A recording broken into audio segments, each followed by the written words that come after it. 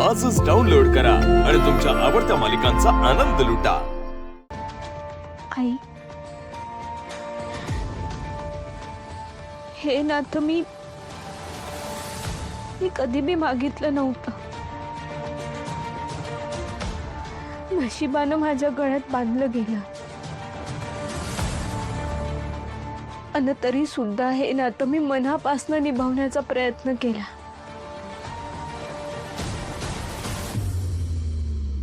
माझं हे मंगळसूत्र मला कधी बी आदित्य सरांसमोर येऊ द्यायचं नव्हतं, कारण हे माझं जग होत आहे।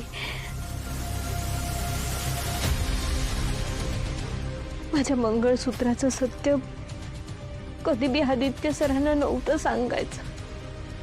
आई, माझ्या यात कुठला बी स्वार्थ नव्हता ग।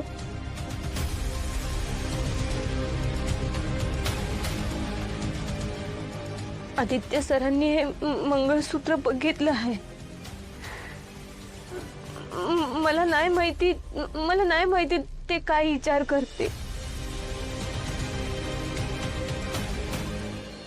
पण मला ना खरंच कौतुक वाटतंय मुलीचं। ते बघ ना, पारूच्या या फुल प्रूफ प्लॅनला मानलं पाहिजे। हा, तुम्ही सगळे किर्लोस्कर्स इतके हुशार सुशिक्षित, तुमच्यासारख्या संपूर्ण फॅमिलीला एका गावाकडच्या आलेल्या बेसिक ॲव्हरेज मुलीने असं मूर्खात काढलं। ते डेमो शूट खरं समजून बसली। अरे किती मूर्खपणा आहे। आदित्य एखादा लहान शेमडा मुलगा, बावळट मुलगा पण सांगेल की ते डेमो शूट खोटं होतं। अरे कुठल्या शूटिंग मधल्या लग्नांना खरं मानतात आजकाल लोक। 2025 मध्ये राहतोय आपण, कोणी मूर्ख नाहीये इथे। आता सगळे व्यवस्थित हुशार आहेत।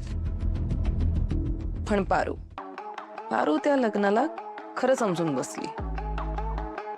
मी सांगते ना तुला, हे सगळं मुद्दाम करते ती। तिचं खरं प्रेम नाहीये तुझ्यावर। कारण जर तिचं खरं प्रेम असतं ना तुझ्यावर, तर आदित्य तिने तुला आतापर्यंत एकदा तरी त्या मंगळसूत्राबद्दल सांगायला हवं होतं ना। तिने सांगितलं का? एक्झॅक्टली। अरे आदित्य, आता तर आहे ना, आता तर तिचा रिअल गेम स्टार्ट होणार।